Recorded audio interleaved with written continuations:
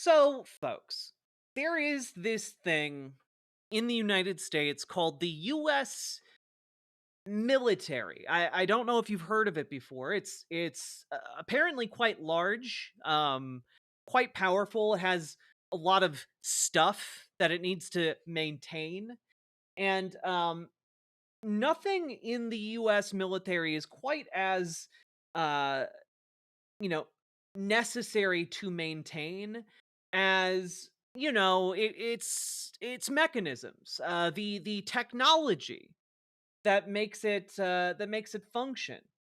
Now, one of the things that caught my attention today was Just to this. clear some confusion, a Ooh, lot of game mice are large switching models.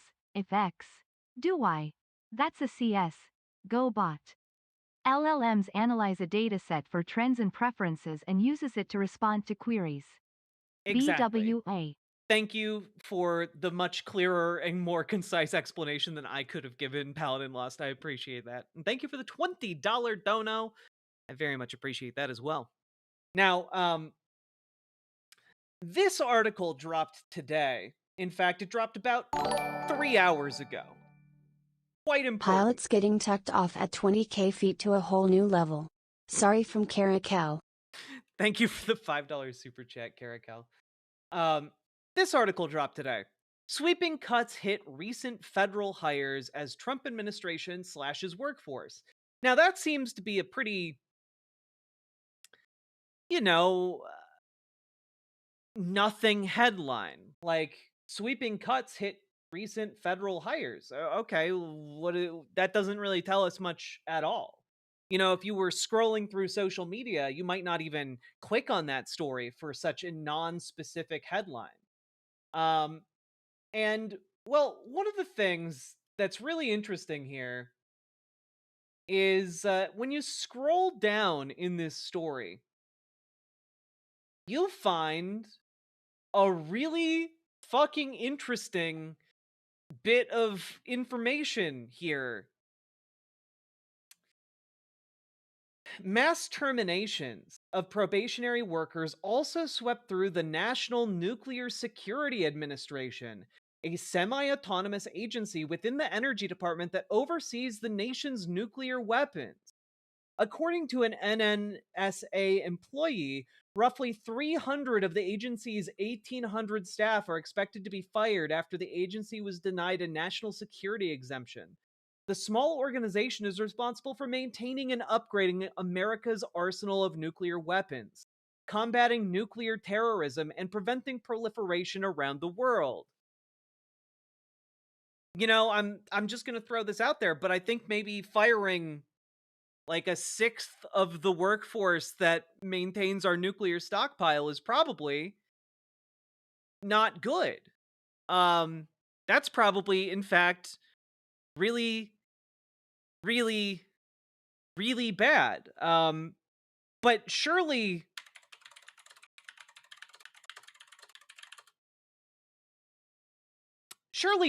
the state of nuclear weapons right now, they're fine, right? We can coast along on the on the maintenance we've done on the nuclear weapons up until now, right? Right?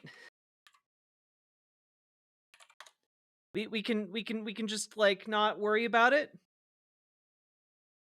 Right?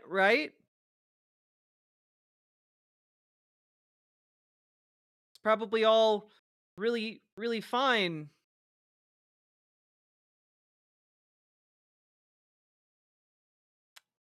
Right?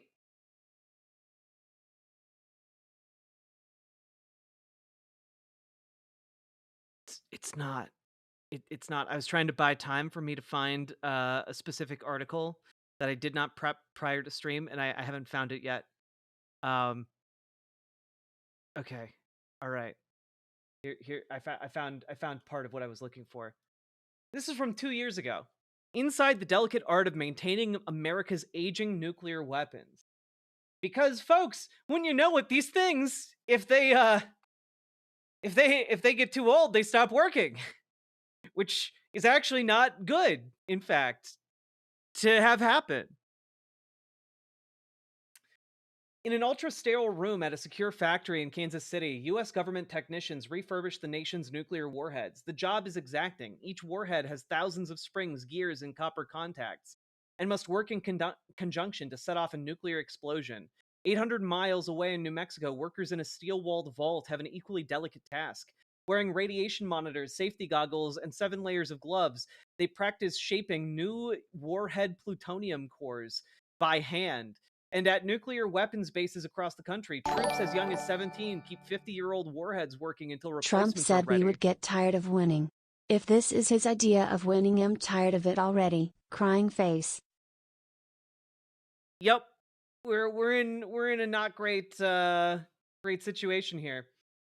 Those workers are about to get a lot busier. The US will spend more than 750 billion over the next 10 years replacing almost every component of its nuclear defenses, including new stealth bombers, submarines, and ground-based intercontinental ballistic missiles.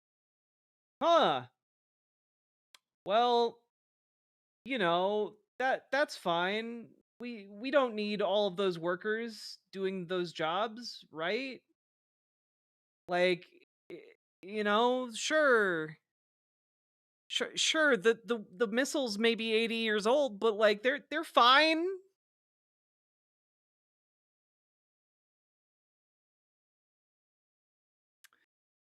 Hey, do we have anyone with some level of nuclear experience in chat to tell us how bad it is to fire a sixth of the nuclear workforce that is preventing these weapons from, not working? Anyone who could explain that real quick? Oh, it's bad, huh? Hmm. Yeah.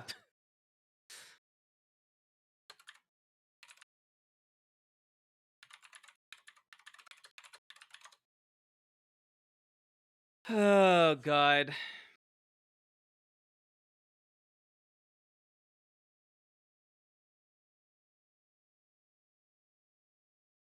Doesn't seem great. Yeah, doesn't seem great.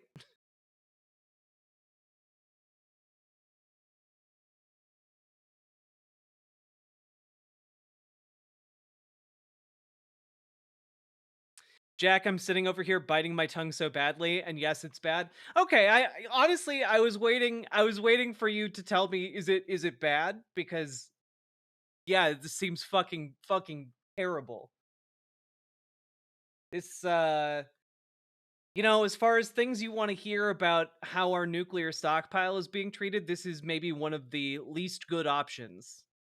You know, I don't particularly like the idea that we're cutting a sixth of the workforce dedicated to keeping these weapons from proliferating and making sure that they're functional as opposed to the alternatives. Um, yeah. So that's one thing that happened today. That's in fact quite bad. And according to a energy department official, the Office of Personnel Management, who I believe that's covered now by that vote individual who got put in by Donald Trump, had suggested the agency use a template that cited performance reasons as the cause of the firings. The official said the Energy Department letter had removed that phrasing because many of the employees had performed well during their probationary period.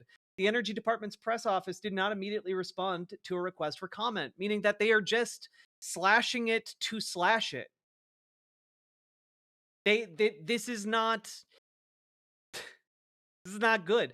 The issue here, Jessa T, is that there is a specific way you go about disarming nuclear warheads. And that specific way is not, in fact, just letting them sit.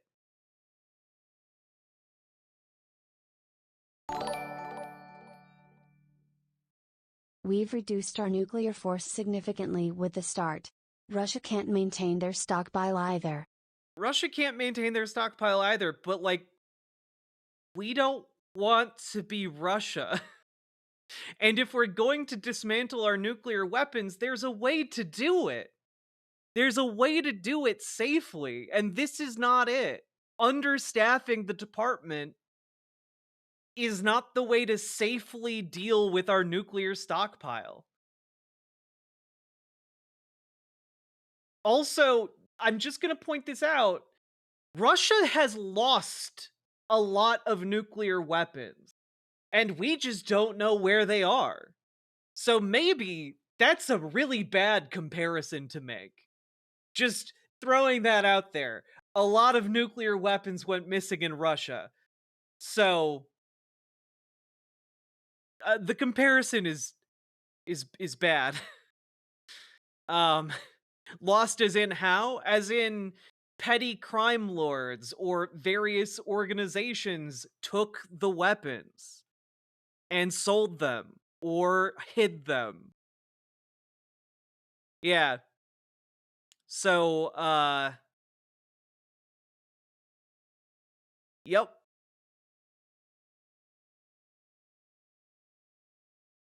Since we're talking about mass firing story that's slightly unconfirmed, I would love to hear a slightly unconfirmed story.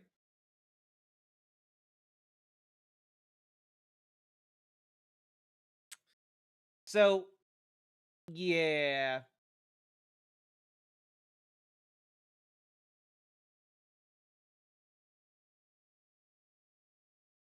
Now, we get to one of the weirder parts of this story.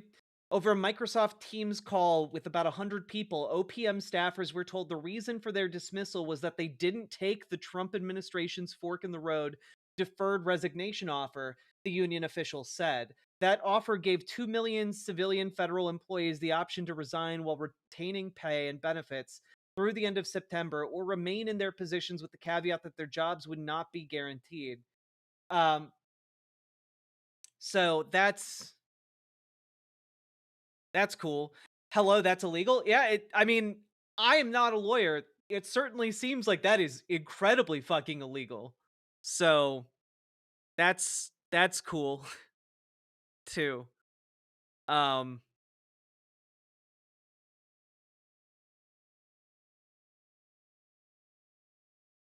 so we're in a very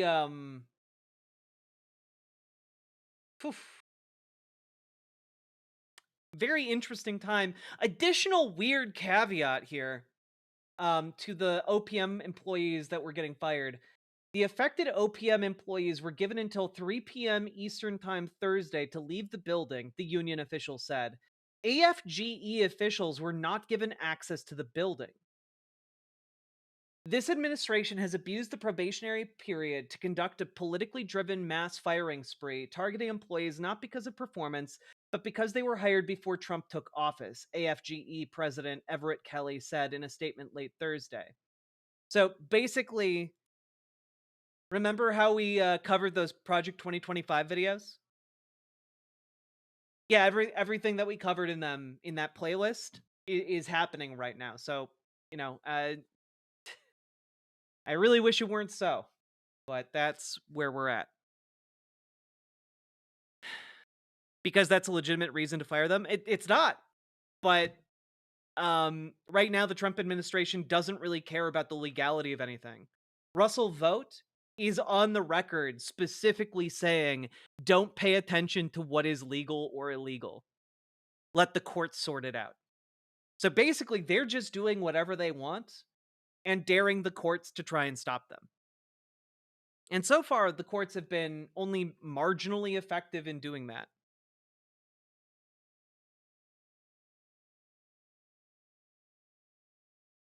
You know, people who are fired and they told me, but I haven't found an additional story.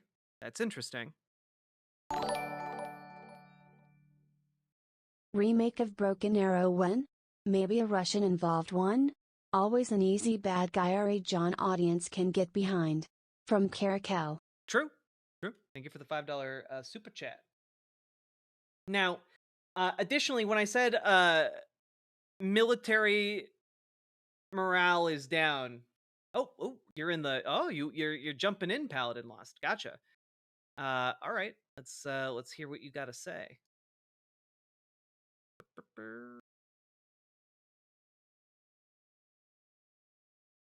Hello. Hey, one sec. Let me mute you on. There we go. Can you hear me? I can hear you. Great. Fantastic. Okay, so Consumer Finance Protection Bureau had a mass firing, Yep. and it wasn't really talked about. But one of the things that CFPB had was a little subgroup of about 70 to 100 technologists and tech lawyers and IP technology lawyers that were doing some really deep investigations into some big tech shenanigans. And the names I heard involved were Founders Fund, which is the big Peter Thiel outlet, Mm. and Andreessen Horowitz, which is Mark Andreessen's venture capital firm, as well as companies like Tesla and some other Oracle, some other big tech stocks. They were looking into them for doing some crazy stock manipulations. Um, there's a tech Peter Thiel defense company called Anduril Yep. that that Thiel is funding through Founders Fund, and they had basically they're shadow dealing to themselves. In other words, Thiel is investing in Anduril, but Anduril already has unsigned contracts with the U.S. military. So basically, he's buying his own stock. Then the stock will shoot up because Yeah. he's already got the advantage of being able to ensure that he gets the military contracts that will increase the value of Anduril and therefore increase the value of the Founders Fund Series 3 that they created for investing in Anduril. They're gonna dump $2.8 billion into Anduril. Damn. Yeah, and so these people were all looking into all of these people who were in who all these people who were looking, basically standing behind Donald Trump were all getting investigated by the CFPB, and then the CFPB basically got ended. And they had to end it so fast to make everything disappear that literally when they fired everybody, they didn't even include their names and they got all of like severance packages wrong. Like they're gonna get sued a bunch of times from all these people because they basically fired them without including their severance packages, and that's illegal. There's gonna be a hot mess with this. But Yeah. they basically buried all that investigation. And the thing is now Doge has read write access to all the CFPB servers. So all of that data that CFPB has collected will basically get purged. Yeah. Now Um. this is I am going to say that this is speculative. I know people at CFPB. I know people who literally I mentored at Boeing who are now at CFPB. And yeah, that's generally what I understand. I appreciate you sharing that with us because I mean, basically, what we're seeing is the mass looting of the American This system. is pure oligarchy. Yeah. This is this is as corrupt as it gets. These are literally they're controlling end to end every piece of it. They bought the government to give them our money, which then they went into their companies and control the media to cover up the information and eliminate all of the oversight. Yep. It's pure oligarchy. It's kleptocracy is what it is. Well, I appreciate you sharing that All with right. us. Sorry for the interrupt. No, no, no, no. Accurately scheduled content. See ya. Later. Paladin lost everybody. Um, Non-applicable in YouTube chat writes, I'm hearing a lot about lawsuits lately. What good are lawsuits going to do? Aren't the judges just going to throw everything out for fear of retribution from Trump? No. The lawsuits are still chugging along. There has been an innumerable number of lawsuits filed so far on so many different things. It's just that there is a sheer overwhelming number of them that it makes it hard to kind of find the totality of the picture of what's happening. Um, but it does not seem like these judges are throwing out the lawsuits out of fear for Trump. It's just that we're in like week 2.5 of, the 3.5, 4 of like Donald Trump being in power, and he's really only kicked off things in like the first, several days after getting into office. So it's been like 2 weeks, of this level of like constitutional crisis, right? And we are like, our court systems are not built to swiftly respond to what is happening. The fastest thing that a court can do is issue an injunction, which will temporarily stop what the government is doing while the courts sort things out, right? Um, that's like the fastest thing that a court can do. And sometimes those injunctions are granted, other times they are not. And so what we've seen is that a number of these lawsuits have been granted injunctions. For example, against Doge having access to the Treasury payment systems. That's an example of an injunction being issued by the courts. And that was a very, very good and important and necessary one.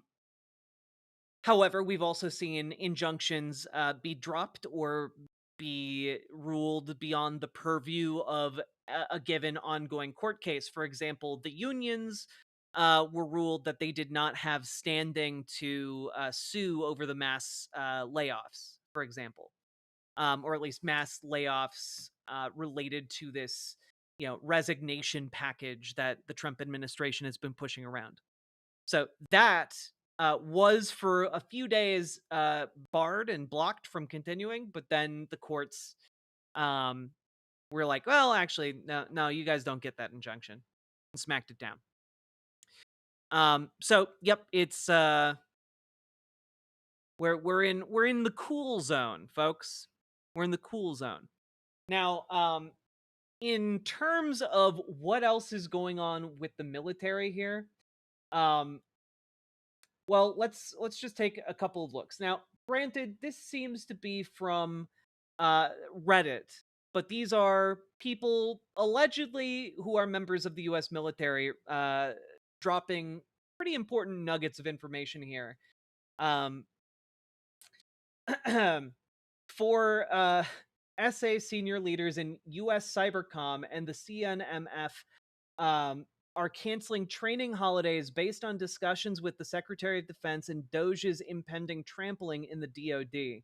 Expect this to ripple to other COCOMs, service components, and activities. I'll take a side of fries. Yep, I work in the big building, and we had the meeting before we left. They are going to run the pilot program at the Pentagon here soon. How do you raise morale? Take away service members' days off. And lol, y'all, that's not even close to the worst of what is coming. Pete is getting ready to sign out a memo targeting the Army to give up tens of billions of dollars in funding. They also are currently working on a white paper to change retirement pays. They want it to go back to where you get either disability pay or retirement pay, but you won't get both concurrently. Another proposal that is currently in the works is you will need 30% at a minimum to get paid for disability. And they also put in a proposal wanting to start taxing VA disability pay. Way to make people want to join and stay in for a career. Now, let me tell you something. If this stuff does go through, if they do announce this, it's obviously very bad for members of the military. That is some major bullshit. I will also say that a part of me is going to be tiny bit relieved because it will basically guarantee that there are very few members of the military loyal to the fascists who are doing a coup of our system right now. Okay? This is going to tank recruitment. Well, also let's be clear, they're fascists. They probably want to go back to the draft. Okay? So there's a part of me that's like, good. Put Doge in the Department of Defense and see how long How long do you think that the military, like rank and file, enlisted folks as well as like the higher ups, how long do you think they're going to tolerate that, folks? Not that long. I don't know what happens if Elon Musk starts strutting around uh the Pentagon like he owns the place, but I don't think it's going to be good for his health. No, no, no, no. See, but the thing is, Jesse, the military is not going to divide if they fuck the military. You know, like the military, like if they get their like disability fucked with, if they get their uh veterans benefits fucked with, if they get like their vacation days fucked with, they are not going to be huge fans of the people fucking with them. If they were smart fascists, guys, they would not be fucking with the military. They would be lavishing praise and additional funding on the military to ensure their loyalty. That's what they would be doing. But they are dumb as bricks, and that is going to be to our advantage here. Because honestly, guys, where I'm at is that I'm worried about the existential continuation of our country given the depth of the constitutional crisis we're in. So there is a part of me armed with that knowledge that looks at this and goes, okay, that means if they try to do something more extreme, they do not have the military backing them, which is a very core and necessary component in order for them to actually pull off a full fascist coup. Okay? That's good. I feel very violated by Musk stealing my private info. You know what you can do? Call your attorney general. Call your attorney general office in your state and ask them to do something about it. Okay? Get your states to start doing criminal lawsuits against these people who are stealing your data. Because you know what? Know what a president can't do, folks? Can't pardon state criminal charges. Start calling your state attorney generals, folks. And I think that is a very good thing you can do, in fact. Um, uh,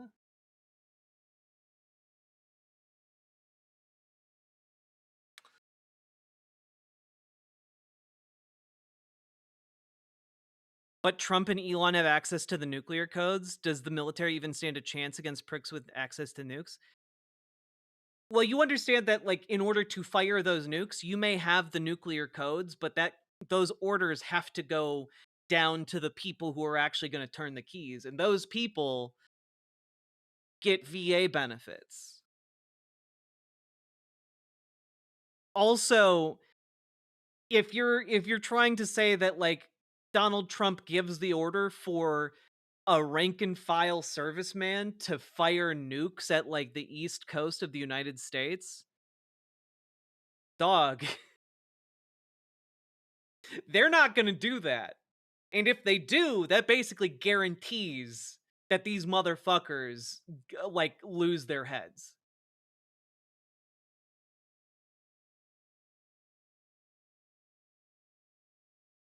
Yeah, nobody doing that.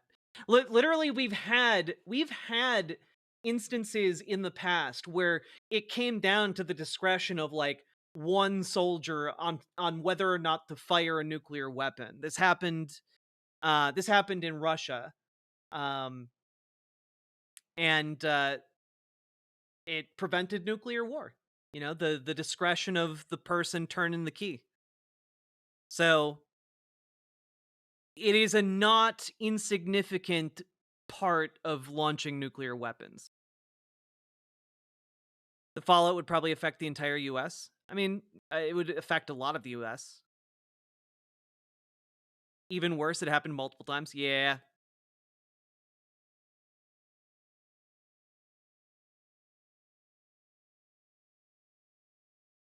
Yeah, so exactly, Nagmachan. One of the things you need to understand if you're doing a fascist coup of America is that most of the people who joined the military did it for the benefits. If you start cutting the benefits, that attacks the very core reason why they joined the military in the first place. And they're not going to be happy about it. So, just very, very, very interesting. And well, let's take a look here at how did Department of Defense Secretary Pete Hegseth do at the NATO defense minister meeting. Let's take a look, shall we? Let's see how old Pete is doing. On social media, he was posting workout videos to show how militarily ready he is.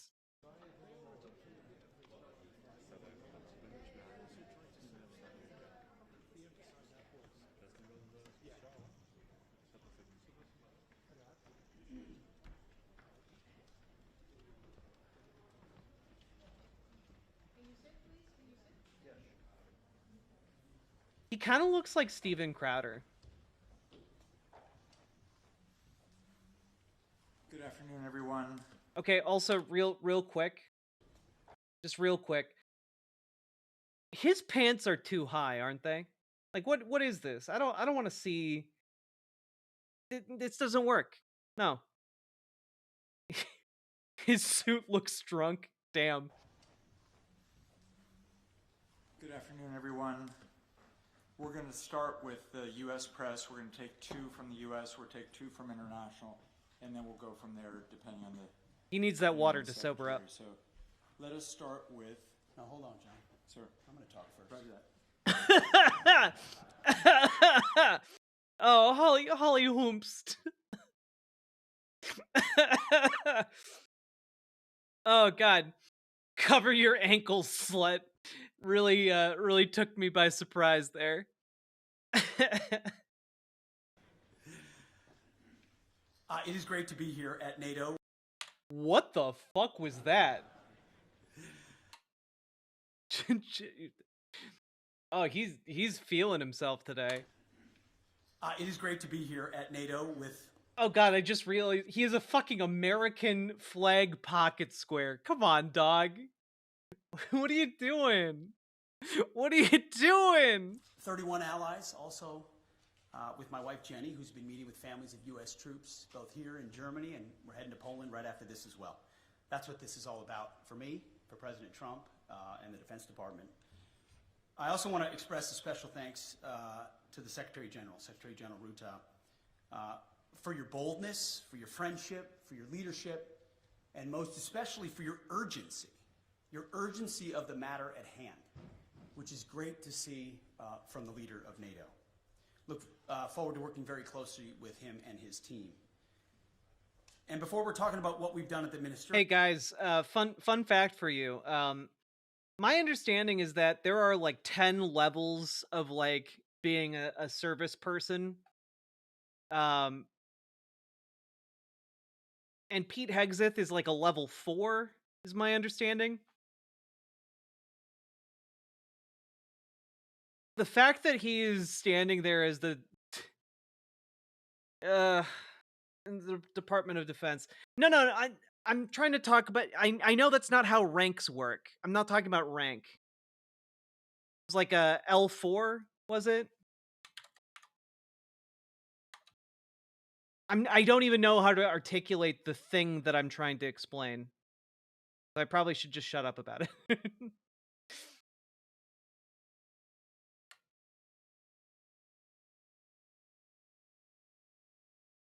He's a waiter? Yes, nailed it. Moving on. I want to reaffirm a few things from this podium. First, as we see it, NATO's strategic objectives are to prevent great power conflict in Europe, deter nuclear and non-nuclear aggression, and defeat threats to treaty allies should deterrence fail. Second, the U.S. is committed to building a stronger, more lethal NATO. However, we must ensure that European and Canadian commitment to Article 3 of this treaty is just as strong. Article 3 says that allies, and I quote, by means of continuous and effective self-help and mutual aid. Okay, no, this is what I was talking about. Okay. So in the National Guard, you have pay grades and ranks kind of that range from O1 to O10. And he, as a major in the National Guard, was an O4, which is a very far cry from the top of the ranking there, as far as like as far as the National Guard goes. Yeah, he was a major in the National Guard, which corresponds with being an O4. Yeah, it's basically like you took a manager of a Chipotle and said, "You are going to manage all fast food in the country now." Will maintain and develop their individual and collective capacity to resist armed attack. Hey, Patrick Lucas. Leaders of our European allies should take primary responsibility for defense of the continent, which means security ownership by all allies, guided by a clear understanding of strategic realities, and it's an imperative given the strategic realities that we face. And that begins with increasing defense spending. 2% is a start, as President Trump has said, but it's not enough. Nor is 3%, nor is 4%, more like 5%. Yeah, as a federal employee now heading the Department of Defense, he is now a GS-15. Yes. Okay. I am trying to make sure I keep my military numerology straight. Real investment, real urgency. We can talk all we want about values. Values are important. But you can't shoot values. Yeah, no, like, you guys have to understand, he's basically just saying insane gibberish on a global stage. Like, oh yes, we should arm NATO and fund NATO like we're in the height of the Cold War. That's insane. Values. You can't shoot flags, and you can't shoot strong speeches. Wait a minute, you absolutely can shoot flags. What? Wait, what? wait a minute. Wait. There is no replacement for hard power. As much as we may not want to like the world we live in, Oh God, some that was cases, so loud. there's nothing Switching like over to hard portable power. speaker because earbuds are banned at work. It should be obvious Gonna that get really increasing passive aggressive allied with European this. defense spending Hee hee. is critical, Hell yeah, John Bogardus. as the President of the United States has said. Also critical is expanding our defense industrial base capacity on both sides of the Atlantic. Our dollars, our euros, our pounds must become real capabilities. The U.S. is fully committed under President Trump's leadership to pursue these objectives in the face of today's threats. I'm sorry, you need to back up and explain what that means. As the President of the United States has said. Also critical is expanding our defense industrial base capacity on both sides of the Atlantic. Our dollars, our euros, our pounds must become real capabilities. The U.S. is fully committed under President Trump's leadership to pursue these objectives in the face of today's threats. Like, why spend so many words just saying we're gonna build more bomb factories to fight all of our, enemies, I guess? Yesterday, I had a chance to attend the Ukraine Defense Contact Group. Today, participated in both the NATO Ministerial and the Ukraine Council. In both, we discussed Russia's war of aggression against Ukraine. Oh, wait, really? It took him 11 years to go up 2 ranks, and they only made him an O4 after he left active duty. Oh, damn. Damn. Okay. I had the chance to Really brief not good allies at this on job. President Trump's top priority, a diplomatic, peaceful end to this war as quickly as possible in a manner that creates enduring and durable peace. Nina, thank you very much for the raid. American Welcome, Defense folks. Department fully supports the efforts of the Trump administration. And we look to allies to support this important. So is he a DEI hire? Yeah, of course, guys. They only hired him because he's a white man. That's DEI in action, folks. Work with leading. You think they would have hired an equally qualified like black woman? No.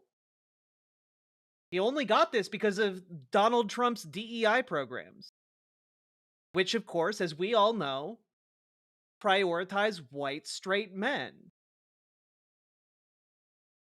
Oh, sorry. Very importantly, white straight drunk men, a very overlooked demographic. On Ukraine security assistance now. You know, maybe next time, like we can go to like Philly after the Super Bowl and just grab some random like white guys off the street and make them, I don't know, head of our nuclear stockpile and you know, the head of our submarine naval fleets. Why not? Why not? They're also probably about as qualified. Through increased contributions and greater ownership of future security assistance to Ukraine. To that end, I want to thank my UK counterpart, Defense Secretary John Healey, for hosting this Ukraine Defense Contact Group and for his leadership on support of Ukraine. President Trump gave me a clear mission: achieve peace through strength. Yeah, but like the thing about him being a major, and it is impressive to have command over 200 people. That is impressive. But does it qualify you to have command over millions of people? For me, that's a no. That's a hard no. But I appreciate the insight. Put America first. Our people, our taxpayers, our borders, and our security. We are doing this by reviving. Oh, that's true, Anders Norup. They also hire white women who cover up for kitty diddlers. That's true. I forgot about that part. The Republicans are shoving through Linda McMahon as we speak. So that's good. You know, it's nice to have a white woman who ignored and helped cover up child sexual abuse in charge of, you know, the Department of Education. Seems like a natural fit, of course. Why wouldn't someone want her in charge of that? I can't think of a single reason.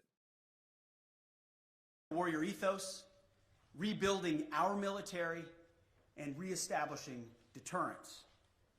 NATO should pursue these goals as well. NATO is a great alliance, the most successful defense alliance in history. But to endure for the future, our partners must do far more for Europe's defense. We must make NATO great again. God. Fuck off. It begins with defense spending, but must also include reviving the transatlantic defense industrial base, rapidly fielding emerging technologies, prioritizing readiness and lethality, and establishing real deterrence. Finally, no, this isn't going to end in 1984's Red Dawn. Don't be silly. I want to close with this. After World War Yes, Menuga.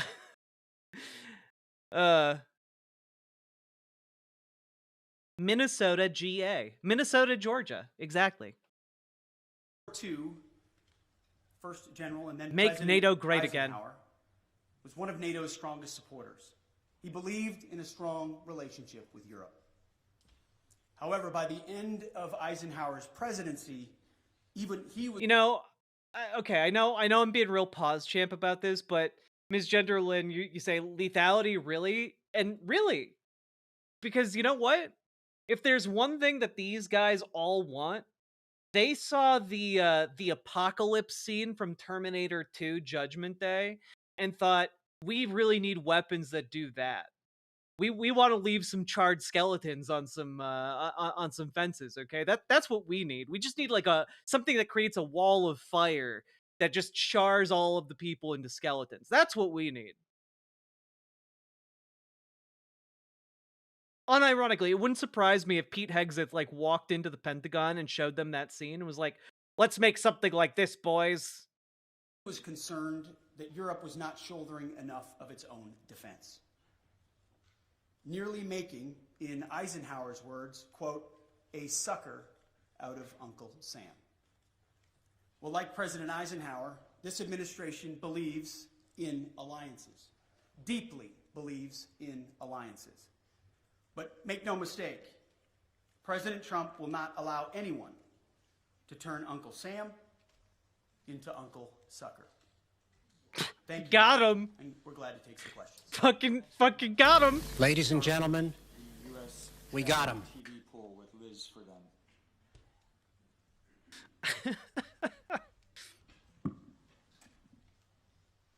Thank you, Secretary Hegseth.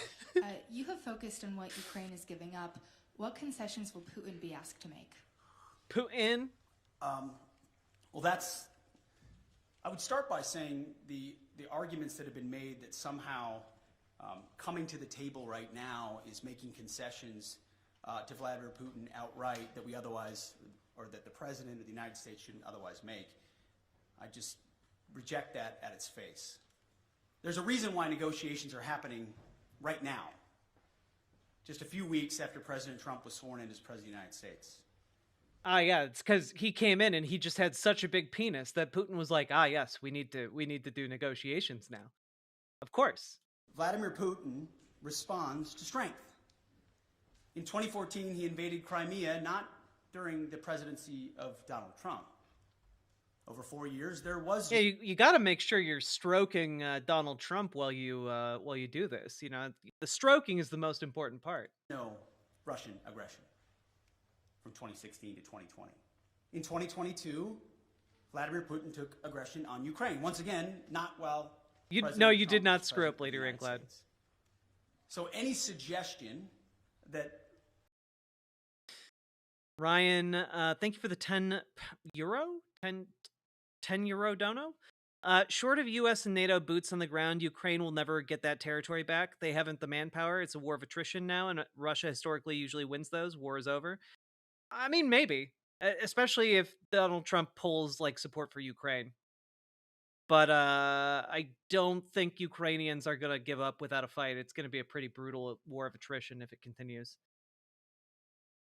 President Trump is doing anything other than negotiating from a position of strength is on its face ahistorical and false. So when you look at what he may have to give or take, what's in or what's out in those negotiations, we have the perfect deal maker at the table from a position of strength to deal with... From a position of strength, i.e. he gave them everything. With both Vladimir Putin and Zelensky, no one's going to get everything that they want. Understanding who committed the aggression in the first place. But I challenge anyone else to think of a world leader at this moment who, with credibility and strength, could bring those two leaders to the table and forge a durable peace that ultimately serves the interests of Ukraine, stops the killing and the death, which Trump has been clear he wants to do, and hopefully ultimately is guaranteed by strength of Europeans who are there prepared to back it up.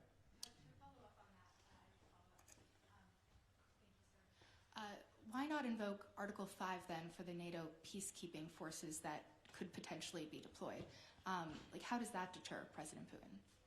Well, I would say one thing that is interesting here is that as they do this press conference, just yesterday this came out from the European Security and Defense. Russia losing armor in Ukraine at an unsustainable rate, confirms IISS.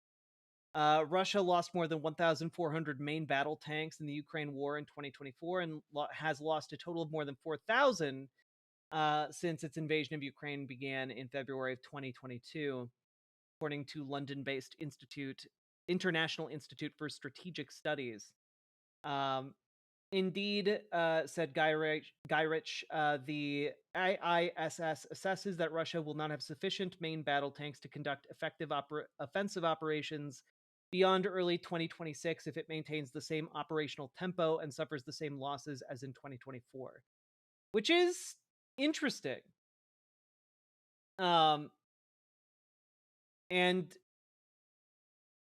yeah, I look, who can say, but I suspect that if Donald Trump tries to force Ukraine to surrender, they're not necessarily going to do that.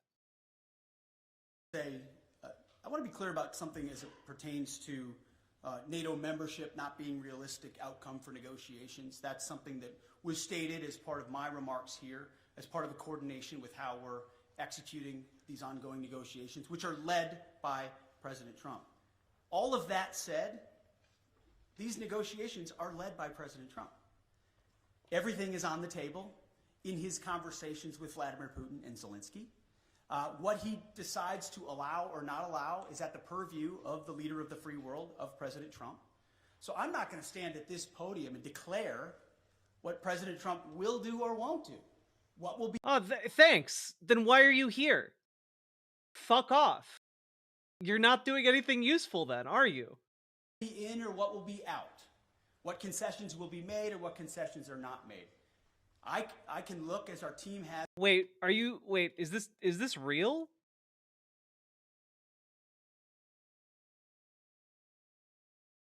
From Business Insider? Business Insider reports from 4 days ago, Russian troops are turning to donkeys for battlefield transport as the war approaches its 3-year mark. Are you fucking kidding me?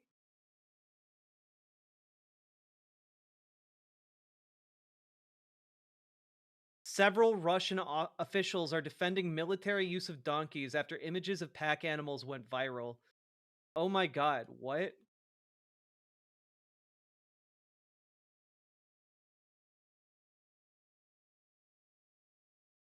I need to find the images.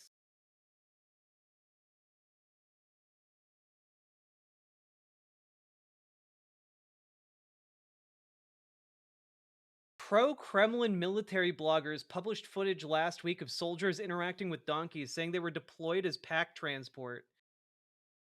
This was from pro-Russian sources?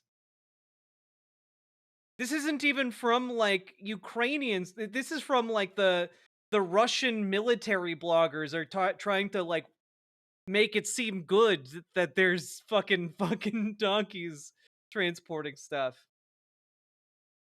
Wow. This is all over Russian telegrams. The guys in one of the directions were given a donkey for logistics, a real donkey. Oh my god.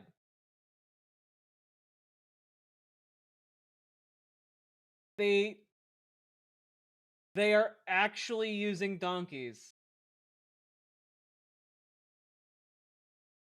Guys, I suddenly seem to have a new appreciation for why Putin is so goddamn jolly about this entire situation of trying to end the war.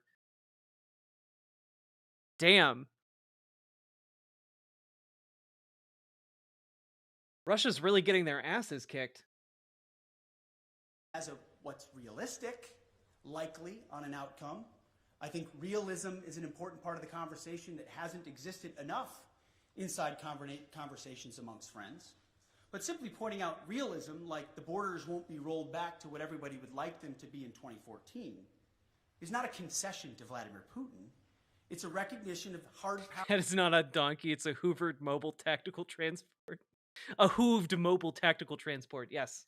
Our realities on the ground, after a lot of investment and sacrifice, first by the Ukrainians and then by allies, and then a realization that a negotiated peace is going to be some sort of demarcation that neither side wants. But it's not my job as the Secretary of Defense to define the parameters of the President of the United States as he leads some... Rewind? To what? After a lot of investment and sacrifice, first by the Ukrainians and then by allies, and then a realization that a negotiated peace is going to be some sort of demarcation that neither side wants. Yeah, no, he's basically trying to set the stage for Ukraine not getting the territory that's been taken back, and I do not think that Ukrainians are going to be okay with that. But it's not my job as the Secretary of Defense to define the parameters of the President of the I also don't think most of Europe is going to be okay with that, frankly. United States as he leads some of the most complex and consequential negotiations in the world. Sticking with the U.S. press, let us go with Axios' Zach Basu, right in the far right. Thank you, Mr. Secretary. Given the position you've now staked out, what leverage exactly is Ukraine being left with, especially if the U.S. also plans to wind down its military aid? And then quickly, if a NATO ally is attacked by Russia or any country, will... Just real quick before we get into whatever new horror Pete Hegseth is about to say. This is in the New York Times from today. Trump says Ukraine will not be sidelined in peace talks with Russia. Asked whether Ukraine would be part of the negotiations, the president said on Thursday, of course they would.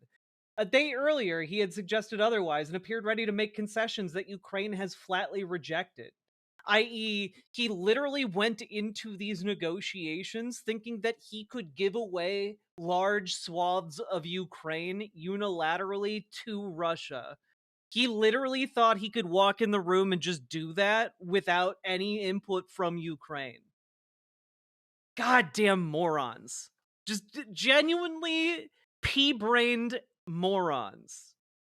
The U.S. unequivocally uphold its obligations under Article 5, regardless of that country's... Well, we've said we're committed to the alliance, and that's part of the alliance, right? You point out Article 5, you point out Article 3.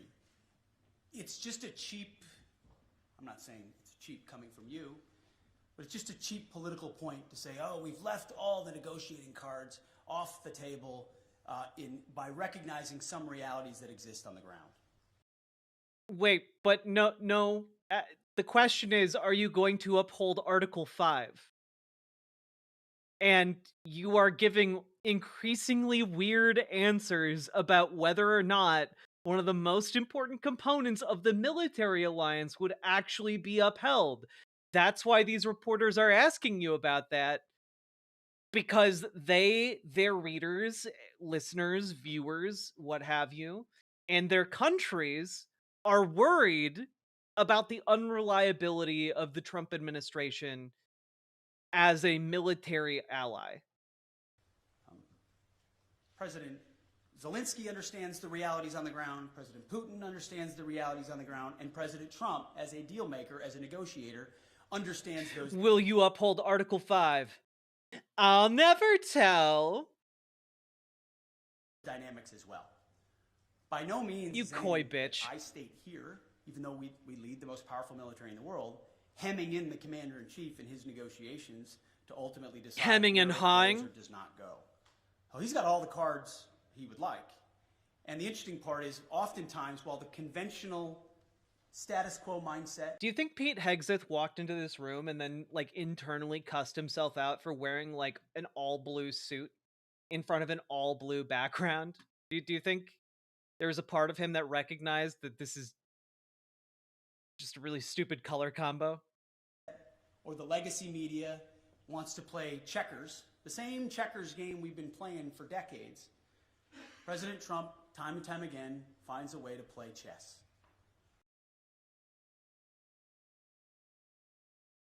Oh my god. Bro, you can only keep him so erect. Stop. Dog, he literally, in the course of trying to fluff Donald Trump, he literally just said all of our allies are busy playing checkers while Donald Trump is playing chess. Are you kidding me? Oh, God. Yeah, you're just mashing at this point. As a deal maker, as a businessman who understands how to create realities and opportunities where they otherwise may not exist. I'm going to go out on a limb here. I don't think when you're talking to world leaders, they're all that interested in hearing about Donald Trump's business bona fides. Something tells me that is not actually at all important to them. And in fact, it is actively detrimental to what they're seeking to accomplish.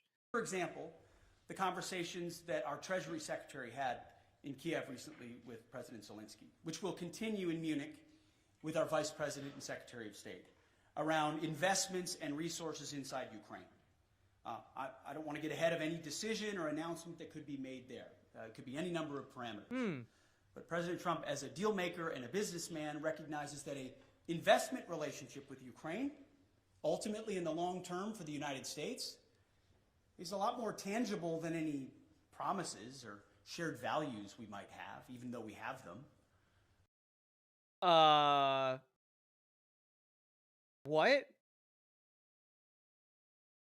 That is immensely disturbing what he just said. Just, real quick here. Investments and resources inside Ukraine.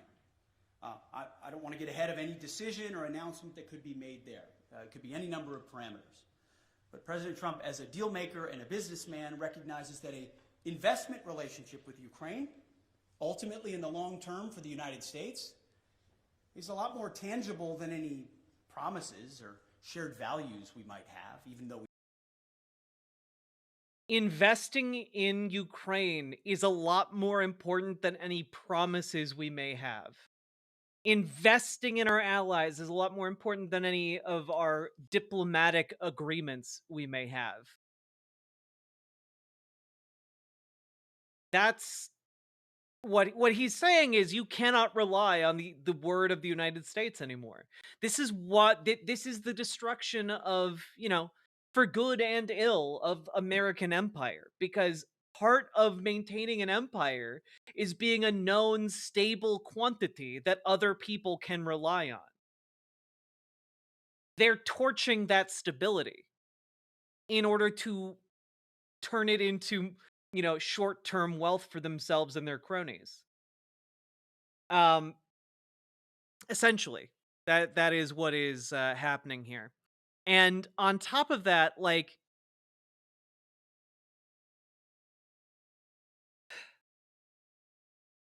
if that is all true, right? That investment in other countries is far more important than, our word. What does it say then that we are slapping all of our allies with tariffs? Makes it a lot harder to invest mutually in our respective allies when you're tariffing them and their goods, and they in turn are forced to tariff you and your goods. Seems bad. Just throwing it out there. Seems actively counterproductive if what you want is to make America great again. But, we all knew that they were never interested in making America great. We have them. There is something to relationships and deals. Why are you smarter than these people in power? Because these people are all geared towards short-term thinking. They don't care about the pending crisis because they can make a lot of money before that crisis hits. And then when the crisis hits, for them, that's a good thing. They just buy everything for cheap, make even more money. As we talked about with Paladin Lost earlier. These people come in, they give themselves massive, massive contracts from the US government, and they make a ton of money off of speculating on the stuff they know they're going to invest in.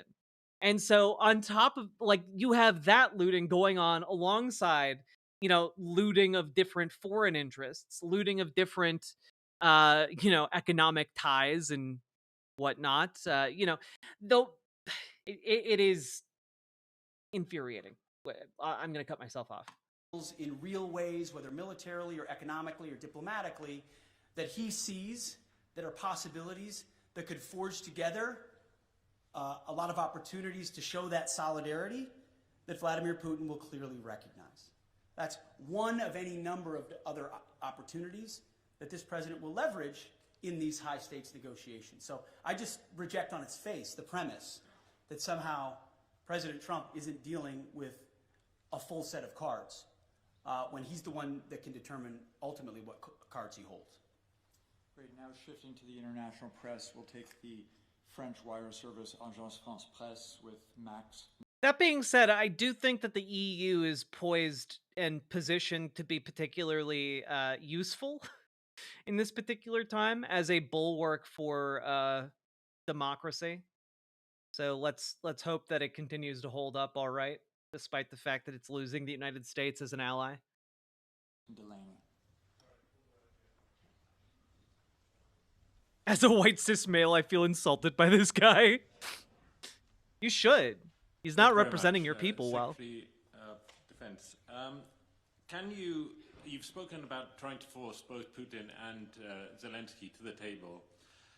Can you give a guarantee that no deal will be forced on Ukraine that they do not want to accept, and also that you will include Europe in the negotiations about an issue that concerns European security? And can you tell us whether the US will continue to supply arms to Ukraine during any negotiations? Well, to the first part of your question, that's not ultimately my decision. The President will lead these negotiations alongside our Secretary of State, our National Security Advisor, and numerous other officials that will be involved. And ultimately, we've played our role in talking to our NATO allies about what that would look like. President Trump, I want to point out, I've got the truths right here that he posted, called both, in case... The amount of mental damage I just took as he said, I've got the truths that Donald Trump posted. Yeah, the truths. That's what they call the tweets on Truth Social. God, I fucking hate it. It is a way of manufacturing newspeak. It's a way of dumbing down the goddamn language. I hate it. We missed it. Vladimir Putin and President Zelensky called them both.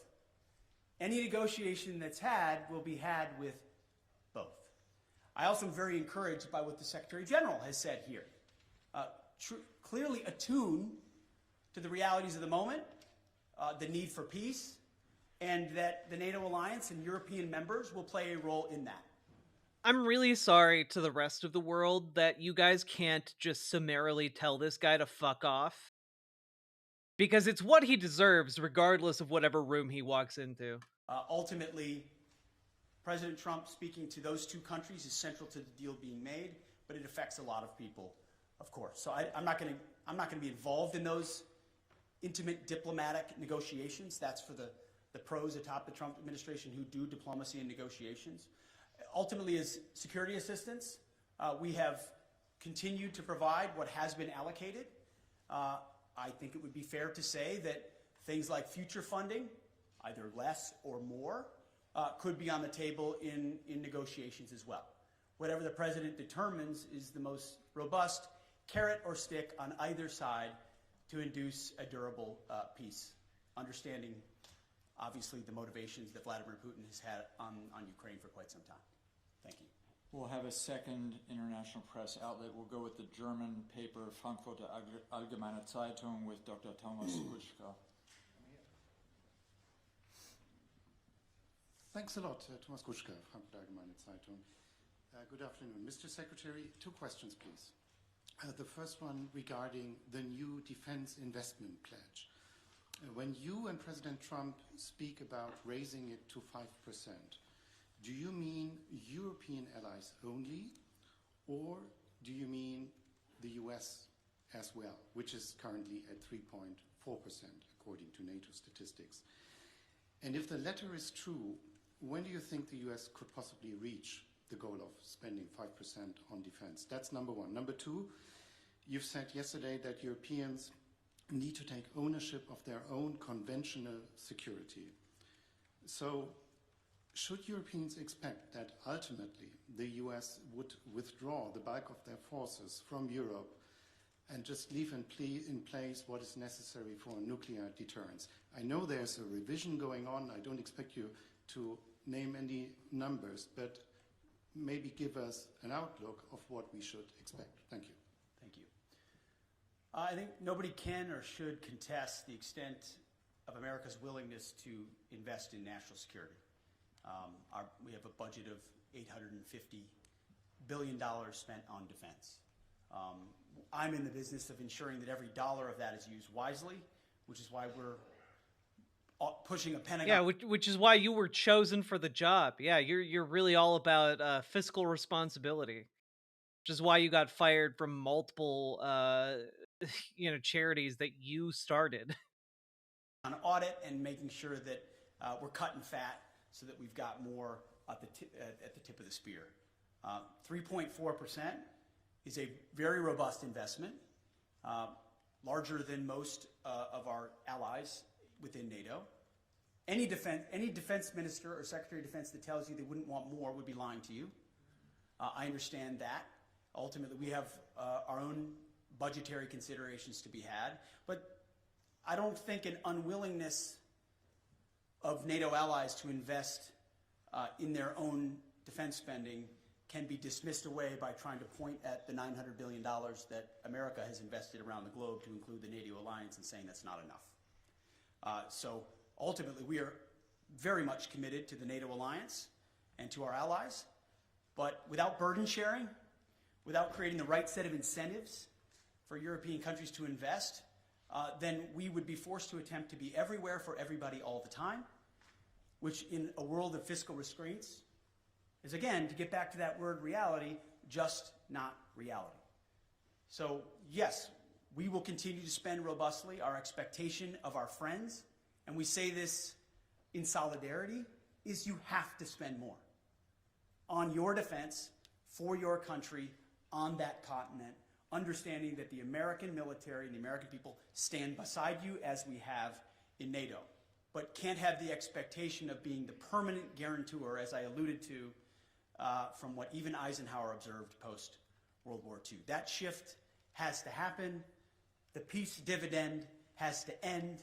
There are autocrats with ambitions around the globe, from Russia to the Communist Chinese. Either the West awakens to that reality and creates combat multipliers with their allies and partners, to include NATO, or we will abdicate that responsibility to somebody else with all the wrong values. That's a pretty horrible answer. This is not how you do diplomacy, chat.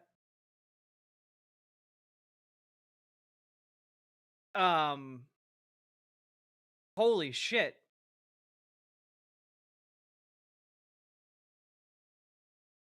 Yeah, I mean, Snoogan, it kind of sounds like regardless of what NATO does, the United States is going to manufacture a reason to leave the defensive alliance. Yeah, like, unironically, like, it's either going to be the EU kicks us out or we just leave. I would not blame them for kicking us out of the alliance. Whew. God. Comrade Girl 2018, thank you for the $5 super chat, and he works for one of those autocrats. Yeah. You mentioned Europe. We have not said in any way that we're abandoning our allies in Europe. There have been no decisions based on troop levels. Again, that's a discussion to be had by the Commander-in-Chief in these high-stakes negotiations. And that would most likely come later on. But there is a recognition that the ambitions of the Communist Chinese are a threat to free people everywhere, to include America's interests in the Pacific. And it makes a lot of sense, just in a common sense way. Oh, God. To use our comparative advantages. European countries spending here in defense of this continent, in defense of allies. Just as a heads up, in case any of you ever hear a conservative say common sense, they're about to say one of the stupidest things you've ever heard. Here against an aggressor on this continent with ambitions. That strikes me as the right place to invest. And I don't say that in a condescending way. I say that in a common sense, practical way. Investing in defense on the continent makes sense. We support that as well. It also makes sense comparatively and geographically for the United States, along with allies in the Pacific, like Japan and South Korea and the Philippines and Australia and others, to also invest in allies and partners and capabilities in the Pacific to project power there in service of deterrence. That deterrent effect in the Pacific is one that really can only be led by the United States. We wish we could lead everywhere at all times. We will stand in solidarity with allies and partners and encourage everyone to invest in order to have force multiplication of what we represent, but it requires realistic conversations. Those with disingenuous motives in the media, I don't mean to look at you, just saying anyone that suggests its abandonment are trying to drive a wedge between allies that does not exist. We are committed to that NATO alliance. We understand the importance of that partnership, but it can't endure on the status quo forever in light of the threats we face and fiscal realities. Europe has to spend more, NATO has to spend more, has to invest more, and we're very encouraged by what the Secretary General has said. And frankly, behind closed doors, what a lot of our allies have said as well, acknowledging that reality. And that's why when I say make NATO great again, it's what President Trump set out to do in 2017. Did he just like have a brain fart? That was weird, right? It's what President Trump set out to do in 2017. The press did the drugs just hit? Like what? What the fuck, man? Said President Trump is abandoning NATO. He's turning his back on our NATO allies. You literally just said like the U.S. promises don't mean as much as like trade agreements or like investments in like companies in a given country. That's what the headlines read in 2017 and 2018. He sharded. What actually happened? That tough conversation created even more investment to the point where now almost every NATO country is meeting the 2% goal that was said to be egregious when he first said it. Now European countries are stepping up, and President Trump continues to ring the alarm bell that even more investment is required considering where we are. So suggestions of abandonment otherwise continue to be disingenuous, and we are proud to be part of this alliance and stand by it.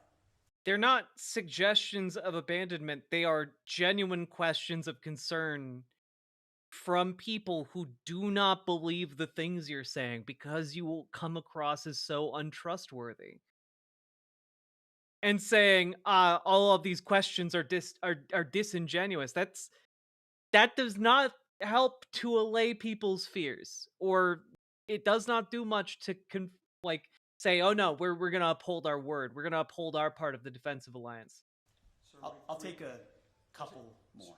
Sure. Why don't we take one from a U.S. outlet and one from an international outlet? With the U.S. outlet, pardon me, sir, what we're going to take from the U.S. is Logan Rattick from Newsmax, please. Mr. Secretary, you talked about expanding the defense industrial base and also expediting foreign military sales. Can you expand on that a little bit and how important that is to NATO? Well, one of the self-evident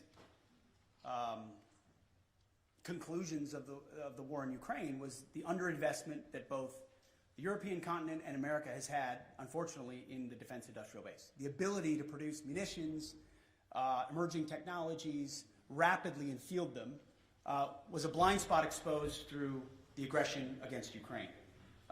Ukraine has responded to that, as we've had a chance to listen to a great deal.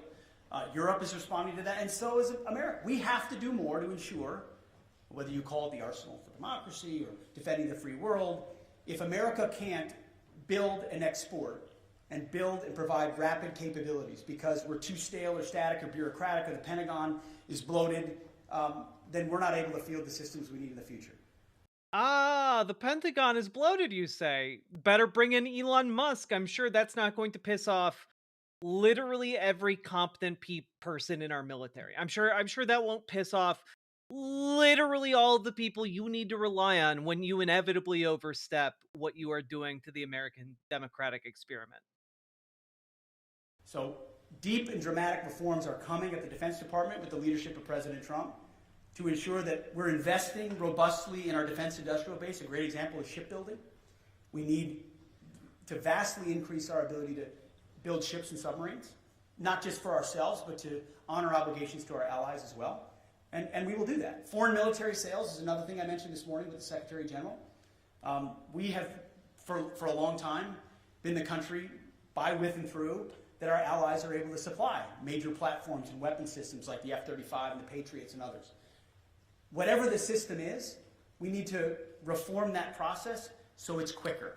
So a request today isn't delivered 7 years from now, but 3 years from now with less red tape and with the most efficient and effective technology possible. I mean, okay, just the reason it usually takes longer to build high-end military gear is because you want to make sure it is reliable in the extreme scenarios under which it is going to be operating when used. You don't want to spend $1 billion on something that is gonna break under stress. That's why it takes 7 years to make and deliver on this high-end military hardware. That's it takes time to ensure that quality. You know, like hey, I'm sure any of you who have been in any kind of business have encountered at some point like the triangle, right? The business triangle, right? You can either get something cheap and fast, but you sacrifice quality, or you can get something cheap and quality, but you sacrifice speed, or you can sacrifice, like you can only get 2 of the 3, right? Jack, don't you know that the US military folk just love going into life-threatening situations with cardboard and wishes? Yeah, don't you guys want to, like, I know I've talked to military service people who want to go into battle in armored Ford Pintos. You know, who hasn't envisioned themselves riding into war in one of the most explosive vehicles ever devised by man? You know? It's like a modern kamikaze type situation, but with Tesla Cybertrucks. Hear that from our allies, and that's part of being a good faith partner, is we're going to invest in our defense industrial base. We're going to make sure foreign military sales are as rapid as possible, which again is a force multiplier for American power, which is something we want to do in a contest. The obvious question is, would you rather a Cybertruck or a donkey? Unironically, the donkey. The donkey is far less able or willing to spontaneously burst into flames while locking me inside. For our final question, we'll go to an international outlet, the Japanese service NHK, with Tsuchiyo Sugita, please. Sachio from NHK, the Japanese TV station. Thank you very much. I'd like to ask about China. As you mentioned that U.S. will be prioritizing in deterring China. What role will you be expecting like Japan and IP4 countries to play in this context? Sure. I mean, first of all, I would point out that President Trump has expressed a strong relationship with Xi Jinping. We don't have an inevitable desire to clash with China. There's a recognition that there are divergent interests which lead to a need for strength on the American side to ensure our interests are advanced, and that ultimately any aggression is deterred. That's a real thing, but we don't feel like conflict is inevitable and certainly don't seek conflict with China, and that's why President Trump has that good relationship with Xi Jinping. But it was prudent for us to work with allies and partners in the Pacific to ensure that that deterrence, hard power deterrence, not just reputational, but reality, exists. And that's why a lot of my first phone calls as Secretary of Defense were to Pacific allies, to Australia, to Japan, to South Korea, to the Philippines, and others, and will continue, because that, just as this alliance in Europe is critical, working by, with, and through allies and partners in that region who understand the reality of the ascendant Chinese threat will be critical. It can't be America alone. It won't be America alone if we are to deter that. So it is a focus. I've articulated that from day one. America achieves strength, whether it's in peace through the Ukrainian conflict or deterring it in the Pacific through strength. There's a reason why Donald Trump emphasizes peace through strength at every moment. My job my job alone as the Secretary of Defense, is to ensure he has the strongest, most capable, most lethal military possible. Heaven forbid we have to use it. It's meant and built for deterrence, but if we have to, we can close with and destroy our enemies and bring our men and women home with success as quickly as possible. Thank you very much for being here. Thank you, everyone. You know, that really did a fantastic job of showing how dumb this guy is. You know, like, wow, like genuinely kind of shocked. Like, my expectations were low, but god damn, did he not clear them. That was incredible.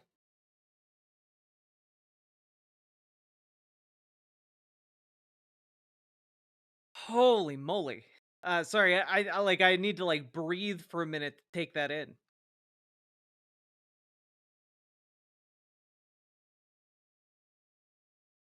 I'd say he should have been a cran eater, but they have way more loyalty. True.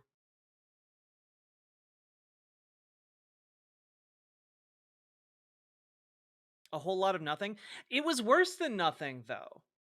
That it was worse. It was actively worse than nothing, because one of the number one things you need to do if you are negotiating and doing international relations is you need to be stable. You need to be a known quantity. And the main thing here is that he actively undermined that. So this was actively damaging the relationships we have with our closest allies around the world. Yeah, this was barely veiled threats against basically every single ally we have for no reason. For no reason whatsoever.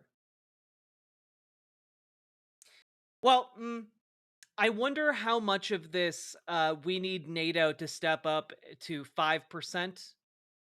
We need 5% from NATO allies instead of 2%. I wonder how much of that is so that they can effectively shift the cost of maintaining NATO to more EU countries so that they can give an even bigger tax cut to domestic billionaires. I'm guessing that has a not insignificant amount to do with that. I'm guessing this is an extension of the theft. But yeah. Oh god.